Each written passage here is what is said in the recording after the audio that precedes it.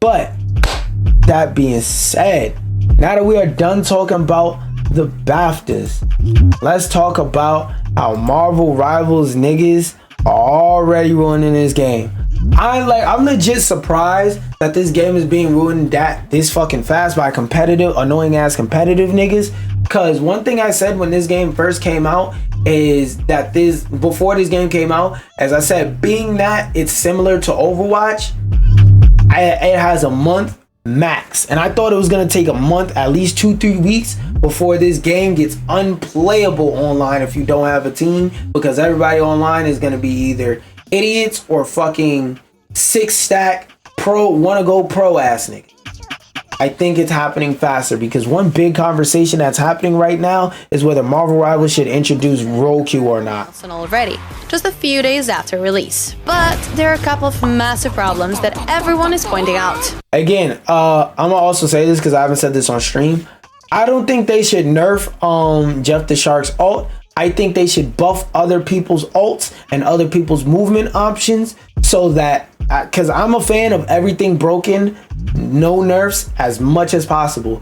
I don't think they should nerf his ult. I think they should buff other people's ults and buff it in terms of like I think they should buff everything around it because his ult does work and makes him a viable character. If they nerf his ult, they will nerf his whole total complete viability. So I think they should leave his ult alone and buff other people's ults around it. Devs be forced into making changes to avoid becoming the next Concord. Welcome to Fall. Oh my fucking god. Can you niggas go a day without hot Tua and on that damn Concord dick? Like, damn, bro. You fucking necrophiliac sucking on a dead nigga's dick. Like, what's wrong with you? Like, Concord is dead. That shit is dead. That shit is dead. Why are you still on his dick? You're a necrophiliac. You're sick. You're a sick creature. Damage, the best source for the biggest gaming news. Marvel Rivals is the latest hero shooter following in the footsteps of games like Overwatch. And given how massive the Marvel fanbase is, it's already become hugely successful. In just a few days, it reached 10 million players and has jumped up to be one of the top 5 most played games on Steam. But that doesn't mean there aren't any complaints. The main one is there is no role queue. There are 3 main roles in the game. Nobody's complaining that there's no role queue. What the fuck are you talking about? People are complaining, hoping that we never get role queue. Guards, strategists, and duelists. But there are way more duelists, the main damage dealers, than the other roles. Okay. Right now, everyone wants to play as one. The thing about this statement is, it's like, yeah, everybody wants to play as a duelist, but it's like, yo, let niggas have fun, bro. Not every game has to be a competitive game that you have to optimize the best strategies to win with it.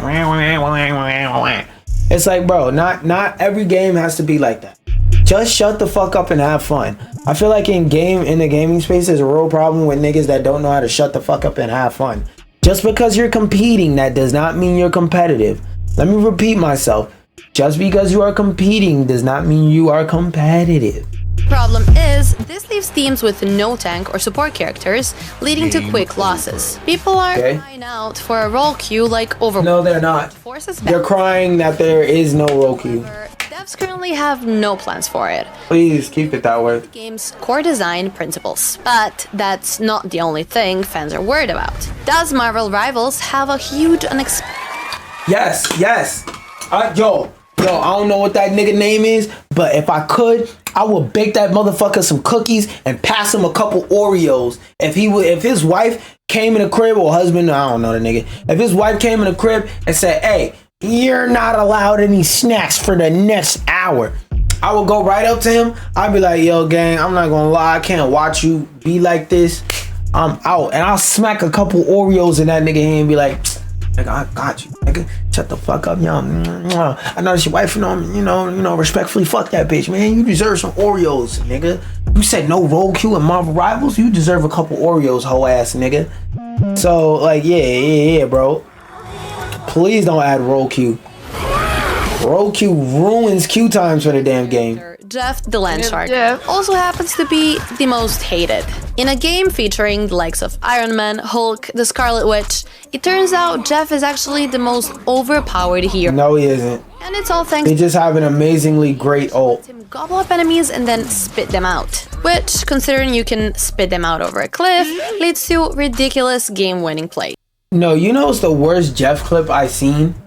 I seen somebody Jeff ult while all 5 of these dumbass niggas was on point. Because that's one problem a lot of people, I noticed with a lot of people in this game. They play roles and characters that they don't know how to play. Which is going to happen in any game. Excuse me. Which is going to happen naturally in any game. But, excuse me again. I guess, fuck that sentence. But, all 5 of these people were standing on point, right? Jeff ulted and there was a Scarlet Witch on their team that floated in the air. She said pure. He held the team in his mouth, spit him out. Chaos! And she one-shot everybody, the whole team. Team wiped in that moment and they got the point and won the game. So it's like, bro, in a game that's designed for stuff like that, you should never add role queue, because cool moments like that could get fucked over and not happen still. Because there's like certain ways and things that can be combined that is just like, yo, you don't need role queue. You don't need role queue. And then the idea, the fact that stuff like team up abilities exist, it's like, bro, if you're gonna have things like team up abilities, definitely don't add role queue, because role queue discourages picking characters that have synergy with other characters on the team that you're playing, because then it breaks up the chance for people to use their extra passives and stuff like that with the team up ability shit. Oh yeah, he about to jump off. I could just tell the difference between when they gonna spit out and when they gonna jump off. Want him to be nerfed, so we'll just have to wait. I don't want him to be nerfed. Buff everybody else. Keep it locked here for more of this and all the other gaming news you need. Yeah, shout out Fall Damage, I guess. Wait, was that IGN? Oh no, that was Dexter though. That's why it wasn't shitty. Anyway, yeah, I applaud the Marvel Rivals head dev. Like I said, if his wife put him on punishment and said no snacks for the next hour for you, I would pretend like I'm leaving, dap him up and put a couple Oreos, maybe a Fig Newton and a couple Kit Kat bars in his hand and be like, and just walk the fuck off. Because bro, you deserve it. You deserve it. You deserve it. Anyway, yeah. Another thing I wanted to look at was every team up attack in Marvel Rivals, because I've seen lists and videos where I wanted to learn about this shit and I couldn't find them. So I just wanted to be the video real quick where you could come to look at somebody talk about it, because I know the article is there, but I know you, because you're just like me. You're lazy as fuck. You know how to read. You're literate. You could go look up the article and read it, but you don't want to read all that shit. You want to hear somebody yap it out to you. I got you. I'm here to yap it out to you. Boom. Ragnarok Rebirth. When Hela defeats an enemy with the final hit, she'll immediately resurrect Loki or Thor if they're in the respawn phase. If they're alive, she'll instead provide them with bonus health. Ooh. That's a good passive to have. Metallic Chaos. Scarlet Witch infuses Magneto's great sword with her chaos. Oh yeah, I remember that. He gets projectile slanches.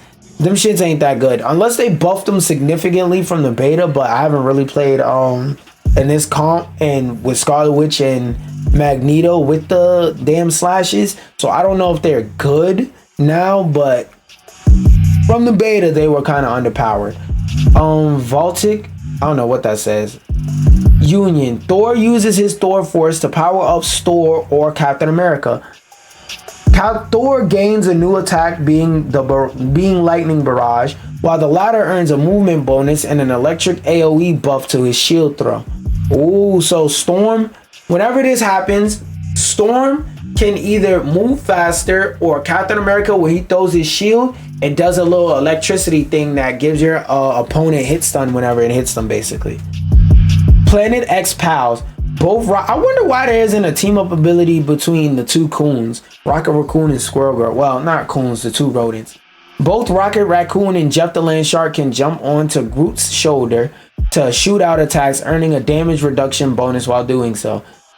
Basically, if you shoot at them, they take less damage because they're on his shoulder and they're easier targets. Symbiote bond. Venom channels the symbiote through Spider-Man and or Penny Parker, granting them an identical move that has symbiote spikes explode from their body. So basically, they gain a new move where they could run around like this and go, ah! And they could bust black stuff all over the place. Gamma charge. The Hulk uses his gamma radiation to charge up Doctor Strange and or Iron Man. This buffs their Maelstrom of Madness and Armor Override attacks respectively. So from what I'm understanding, whenever he uses his gamma radiation mechanic, not only does it charge up his stuff and strengthen, and the shield covers his body, it also strengthens their stuff. So basically, he can accelerate your charges, whether it's by a little bit or a lot, I don't know. Ammo overload. The Coon gains a throwable ammo overload device. Both the Punisher and the Winter Soldier will receive infinite ammo and a faster firing rate if they're near the device. I don't like that, bro. So they could just shoot. Oh wait, they don't even get to shoot to the clip is empty and get infinite reloads. I forgot this game has infinite overstock of ammo. So that means you could just bust and not even have to reload if you're standing near the ammo overload device. I have to see the radius, because depending on the radius, this could either be great underpowered or just like, what the fuck are you doing? Well, like, why did you add this? I don't know. I would have to see that. And this is definitely for the Punisher. This really doesn't matter too much because the Punisher always has the Tourette mode that he can hop in and just boom around in. And I think your ammo is infinite. If not, it's at least over 300. Versus the Winter Soldier, this is a crazy buff depending on how many bullets it. Because for those of y'all who don't know, his default gun, the Winter Soldier only has 3 shots. If this shit gives him like 6-10 shots in his clip, that'd be crazy. Oh wait, no reload. So he just has a strong ass point and click move that doesn't run out of ammo. He could just keep bow, bow, bow with infinite arm strength. Yeah, that don't sound fun. Dimensional shortcut. Both the Black Panther and Psylocke can gain a rewind ability when magic is on their team. Basically, that move where Tracer can run forward, where she could run forward, but wherever the blue line is behind her, she could twist her guns and go back in time and do that shit. Yeah, basically that. It allows them to return to the position they were in moments before, as well as partially earn any missing health back. Basically, you can't rewind time and get your full health back, but if you're at 50% health, you can rewind time and maybe get 75. If you were 50 health, you can maybe rewind not 50%, but actual 50 health out of, let's say, 250. You can maybe rewind time and get a maximum of back up to 200 health. Lunar Force. With Cloak and Dagger on their team, Moon Knight gains the ability to create a small field around himself that he turns invisible in. I don't like that. But how the fuck do Cloak and Dagger benefit? How the fuck do Cloak and Dagger benefit? What the fuck? Guardian Reveal. A damn Warlock grants a similar resurrection ability to Mantis and or Star-Lord, letting them move around and revive themselves. Oh. So basically, if you die in combat and you got Adam Warlock on your team and you're either Mantis or Star-Lord, you come back to life. Basically, you died, psych, I lied. Chilling Charisma. When Luna Snow is on their team, both Namor and Jeff the Adorable Land Shark gain an activatable ability that will buff their other attacks while active. Pretty simple and self-explanatory, not gonna lie. Allied agents. Hawkeye provides a variant of his strongest ability to Black Widow, letting her see after images of enemies that she can attack to deal damage. Okay, yeah, this one I'm gonna have to show you a visual of it. Immaculate accuracy. Copy. I gotta show you like a living, breathing example of that one for it to make sense. Because I feel like with this ability, just off of description alone, you're not gonna get it. you're like, there's a 0% chance that you're gonna understand. Immaculate accuracy, Marvel. So yeah, if you're in the midst of doing something, you're wiping your ass while taking a shit while listening to this fucking video, yeah, you got a second. Damn, I might have to actually boot up my PlayStation to show that one. Okay, let me see if this. Oh wait. Hawkeye.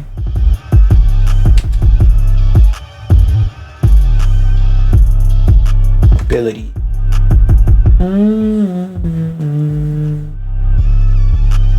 Okay, yeah, this should be good. I never miss. I can't miss. Why am I not signed in? Whatever. Okay, Good guys.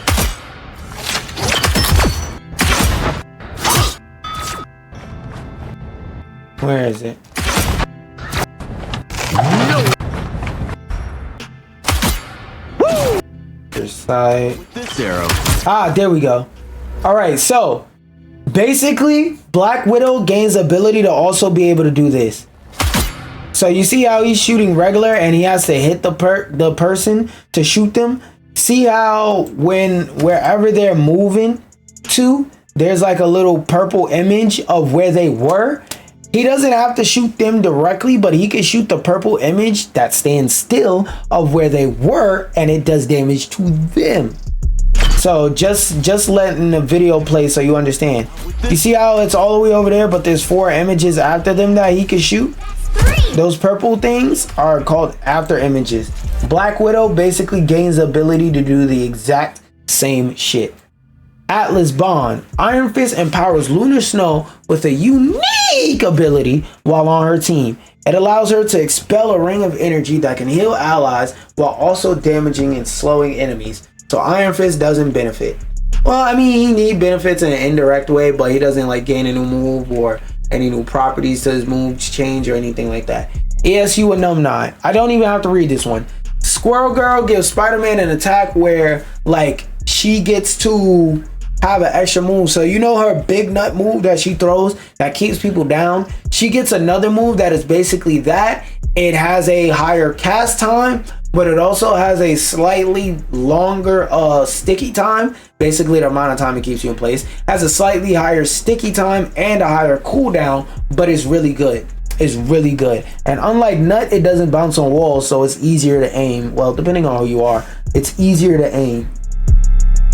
Oh, and Spider-Man gets extra web fluid. I don't know if they mentioned that here. Okay, yeah. Oh, I didn't know that it blinds them as well. See, that's something I didn't know. But yeah, he also gains web fluid. I don't know why they don't mention that. Basketball special, simple. Whenever you're playing as a Hulk and Wolverine, the Hulk can pick up Wolverine and fling him like a baked potato. Okay, and that's it. So yeah, if you were curious about what all the power-up abilities are in the game so far and what they do, there you go. Marvel Rivals players are upset with the prices of these MCU skins. Now, I don't remember the price of the MCU skins off the top of my head, so maybe I'll get it from this article. But I don't think this is an article that I'm gonna have to read too much on, so we'll read the bullet points and see if there's anything further I have to read. Some Marvel Rival players are unhappy with the high cost of the MCU skins in the game. Currently, these cosmetic bundles, they're bundles, so you're getting more than one thing, cost about $26. Yeah, it sounds like niggas complaining just to complain. Alright, so let me see what's in the cosmetic bundles. The cosmetic bundles.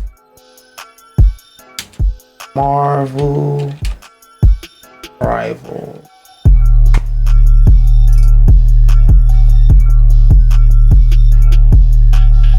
Oh, what the fuck? It didn't type at all. Marvel Rivals. I'm not booting up this game to figure out what's in the bundle, so if I don't see anything in images, oh well, GG's. I'm gonna assume you get a fair amount of stuff because, like, for example, for the Guardians of the Galaxy pack, I would assume all the Guardians of the Galaxy aligned characters in the game, you get a skin for all of them, and then you get emotes and stuff like that. So I'm just assuming you get a fair amount and that niggas is bitching. For the amount of stuff you're getting, costumes for several characters and whatnot, if you're trying to buy a bundle, even if let's say it's 3 characters in a bundle, you only care about the skins for 2. If you're buying a bundle, I would think 26 is reasonable. Players have acknowledged that cosmetics help keep the game free to play and no heroes are locked behind a play wall. Yeah, so shut the fuck up. It's only cosmetic. Unless they introduce a cosmetic that breaks the game or makes the game unplayable in some way, shape, or form, shut the fuck up. They gotta make some money somehow. They're a business and they're not trying to finagle you and finesse you into spending money on their game. Marvel Rivals is blissful chaos, which makes me worry that like Overwatch, it'll have the fun drained out once the balancing wars begin. Now, we kind of talked about this a little bit in the beginning of the video when it comes to role queue, but what I'm gonna do is I am going to text out Perplexity real quick. I am lazy and I don't want to read all that. Let's see if it does the old Guacky Boy trick. Please. Please, please. Please summarize this article into 6 or less bullet 6 or less, because like I want to test it out because we have the damn article here. 6 or less short bullet points. We have the article here, so if it's anything I want to learn more about, I could just go do that.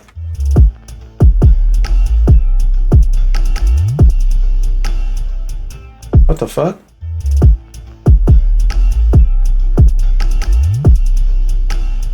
What the hell? Please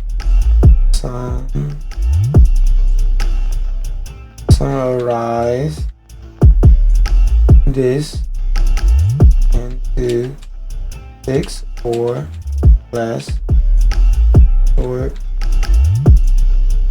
bullet. You're not disappearing this time, nigga. Alright, so boom. According to good old Perplexity, yeah, I could never be a nigga that sits down and hates on AI when this shit has beneficial use cases like this.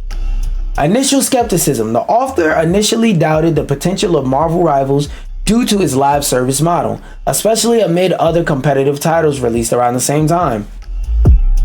We already know who they're talking about, and I'm not gonna say their name because I'm tired of tired of talking about that motherfucking game and people stomping on his grave.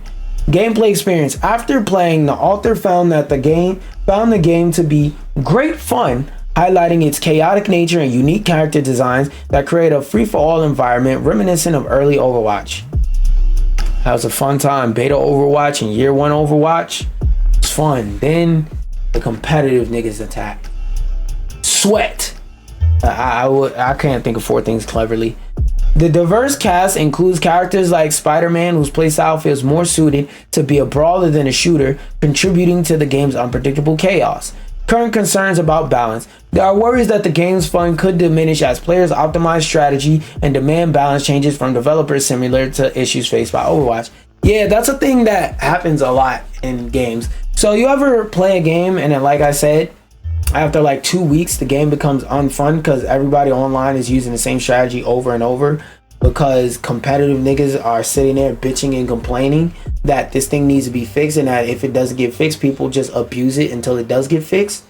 Yeah, that's a thing that happens. But usually people who aren't like crybaby bitch ass sweats on the game that sit on the game all day, they don't care about shit like win rate because we just play games that have fun. Like, yeah, it's cool to win, it's cool to get a lot of W's or whatever, but it's like, bro, if you don't win in the game, we're not competitive niggas more than likely. You're like, this game does not affect your life. And even if you are one of those wannabe GoPro ass niggas that actually do GoPro and that actually do make money, let's assume that you do make money, you have to understand that you're playing the game for a wildly, drastically different reason from what it was intended to. So most of the people that bring in money on this game, playing this game and whatnot, are not people in your demographic. So you can ask the developers to make changes and whatnot, but please understand, you are not, and in most cases should not be, the priority of the developers, because you are an extremely loud and vocal minority. Not saying that everything you say should be ignored, but they should take what you say with a grain of salt and compare it towards their vision. So if their vision is, we want to nerf this character but we don't know how, that's something you ask competitive people in the community. Okay, give us advice. We're stuck, we're not sure what to do. What do you think we should do? Then you take their advice, and then you take what you think is best, and then you mix that together, and then you stretch it out to see the spectrum of your answer to their answer, and see how you can meet them in the middle and a happy medium that both pleases your game's gameplay design and what they want. Character design. Concerns about balance, developer challenges. The balancing act for developers is complex. I just explained that, as they must respond to player feedback while trying to maintain the game's chaotic charm. Just explained that before I even read it. The author expresses hope that NetEase will successfully balance player satisfaction with preserving the game's absurd fun. I just explained that as well. So yeah, it's basically everything I just said. They have to take their vision for the game, take the player's understanding and vision of what the game is, smash them together, stretch them out like a spring, look at the spectrum, find the middle of the spectrum, and land there, finding a happy medium. That being said, is it more Marvel stuff? Oh, it's not necessarily more Marvel news, but it's news definitely affected by Marvel Rivals, which is Steam has just beaten its concurrent player record once again with a